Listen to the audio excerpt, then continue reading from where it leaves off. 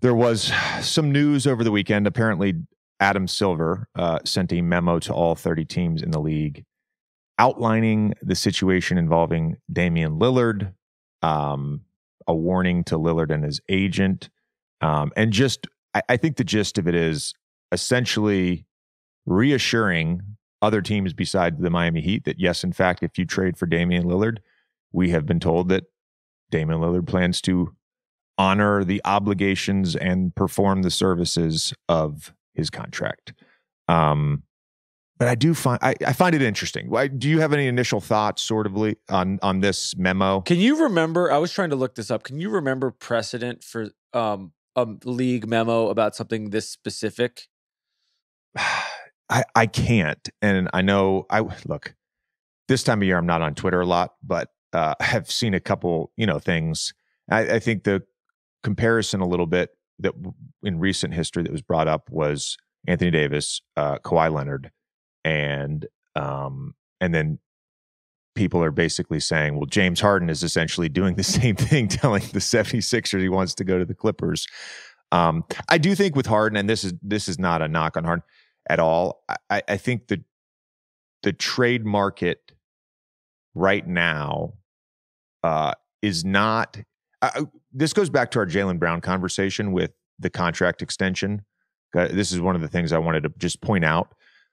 Like, so much of the NBA is timing, the timing of when you hit free agency, which teams have cap space.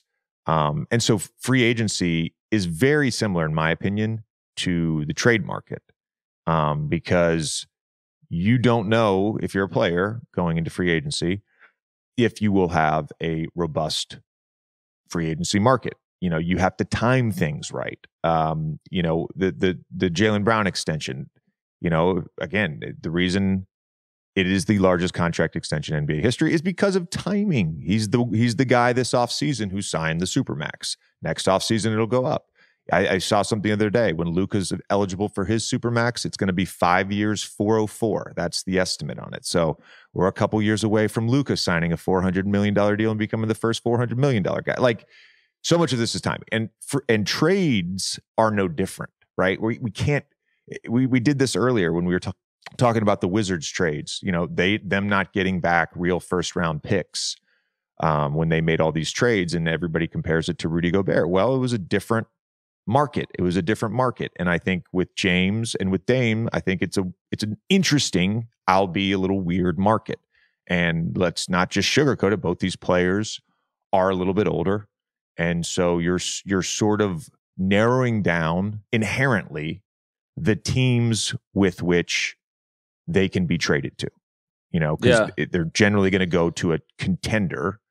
And do those contenders have young assets and a stockpile of draft picks? And generally speaking, the answer to that is no. That's the hard part. I guess what I don't understand with Dame in particular, his contract goes through 26, 27.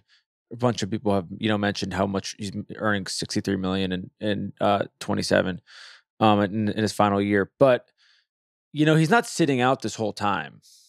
So if someone else, we were talking about over the weekend, I heard a couple of things over the weekend about other teams that have like been trying to get in the mix on this. If someone else gets in the mix, is he going to sit out for the next 3 years? It's not like it's an expiring deal. That's where I feel like it's different than the Beal situation, obviously, because Beal had the no trade. But in general, it isn't even like he's up next year and you're, hemorrhaging your future for a guy that's going to walk in 16 months. Like, if you trade for him, you have him. I was just going to ask you, like, is this more similar to what happened with KD? Where he eventually did get to the place that he wanted, but it was sort of a similar situation where he had re-signed in Brooklyn. And so they could basically take their time waiting for the right deal. Yeah, I think that's probably the more similar phase or similar comparison is the KD thing, because he had signed his extension the fall prior before the season. So in the memo, Goodwin and Lillard affirmed to the NBA that Lillard would, quote, fully perform the services called for under his player contract in any trade scenario. And I like the Kevin Durant comparison because, again, you're talking about someone who has signed an extension, has multiple years left. And that's where Anthony Davis and Kawhi are unique and different from this scenario, is because Both of those guys didn't sign their Supermax extensions and were a year away from free agency. So they had more leverage because they didn't sign the Supermax. And they were willing to leave some money on the table in order to get to where they wanted to go. Bradley Beal, Damian Lillard, these guys kept signing their max extensions with the team that drafted them, and then it eventually got to the point where they're now requesting a trade and want to be gone. So I think the Kevin Durant thing is more similar. The thing with AD too is like, I think in some ways, and I think Rich Paul, and whether it was Rich Paul and Anthony Davis or just Anthony Davis, but they did get fined by the NBA for some public comments made and public trade requests. And everybody was under the assumption that AD wanted to go to LA. But if you look back at that deal, the Pelicans got a great return on that deal. They got a haul. They got Josh Hart, Brandon Ingram, Lonzo Ball, a ton of draft picks. And keep in mind, we've talked about this before. Keep in mind, Lakers ended up having the 4th pick that year, which was in the trade. So the Pelicans had the 4th pick after the Pelicans pick, luckily landed with the number 1 spot. They weren't projected to be in the top 5. They moved up to number 1. So they had the 4th pick. They turned that into 8 and 17, drafted Jackson Hayes and Nickeil Alexander-Walker. That could have been Darius Garland. It could have been Darius Garland. Yeah. That was an insane return for Anthony Davis. They got and before the Lakers turned it around halfway through last year, it looked like the future was even brighter. It looked like they were walking in potentially to 2 more lottery picks. Was Carmelo in 11 the first time you can remember this kind of thing even being like telegraphed? Because it wasn't as explicit then when he was in Denver, but basically he was like, trade me to New York. And they ended up doing it. And they also got a haul. But was there anything before that was even sort of targeted in this way? I believe that we all have sort of recency bias on this, and I believe that this has been happening for decades in the NBA. Yeah. And whether it's like I specifically want to go to one team or not, I certainly remember, because we talked about this on our Islands in the League episode with DraftKings, when Clyde Drexler went from Portland to Houston, he felt like Portland was no longer in a position to contend. He was at the end of his career. Does this sound similar? And he said, it feels like you guys are going into rebuild mode. I don't want to be here anymore. And he asked to be traded to a contender. Now, whether or not he specifically said, can I be traded to Houston? I have no idea. But he ends up in Houston. He helps Hakeem and the Rockets get their 2nd straight championship. So that there's one example of this. Like, that was, to me, telegraphed, whether it was like specifically Houston or not. This has happened. This happens all the time. I don't feel like this is unique. I think what's unique is that Damian Lillard and his agent really want to go to Miami. And look, I went through it as a player in my last year. It was really the only time I ever said like, hey, I want to be traded. And obviously that was a private conversation I had with David Griffin. But I didn't narrow it down. Everybody thinks I was like, you got to trade me to Brooklyn. It was never that. It was never that. It was, hey, I think this is going to be my last year. I really want to have a chance to win a championship. Can you either get me to a contender or a place that's closer to home so I can see my family? And he traded me to a team that was further away from my home that wasn't a contender. So thanks. Yep. Thanks. Thanks, Griff. I have 2 comments real quick. Yeah. So, because this also came up, the idea of Adam Silver potentially vetoing any trade. So, Article 24 of the NBA Constitution and bylaws, I forget which subsection it is, the commissioner shall have the power to declare null and void any player transaction made by and between members of the association or by and between members of the association and any organization outside of the association.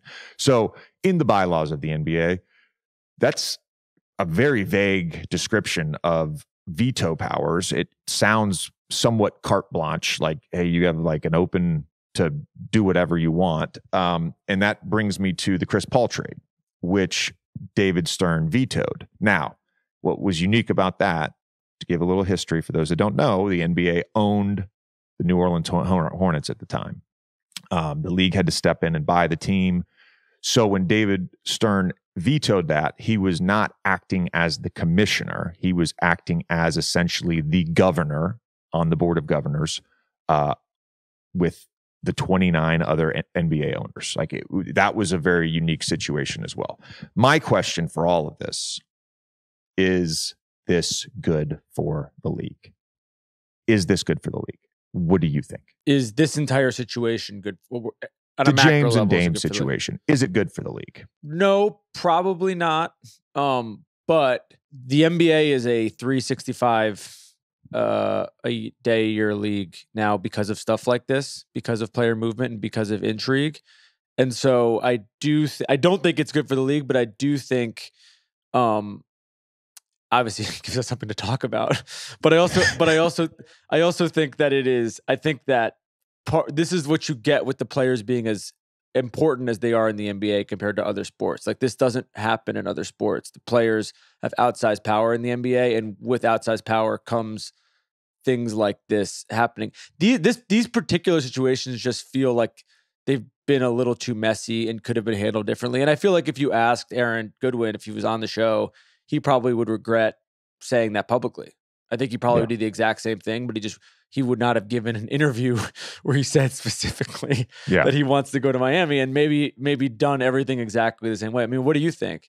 Yeah, so real quick, Aaron Goodwin, Damian Lillard's agent, told Miami Herald writer Barry Jackson, truthfully, quote, truthfully, he wants to play in Miami, period. And then he explicitly shared that message with other teams. So that's where this public admonishment from Adam Silver is coming from. So when I say, is it good for the league, I don't mean in terms of, having something to talk about and it being a 365. I mean more, is it good for the game? Is it good for the integrity of the NBA? Is it good for the league? And I don't believe it is.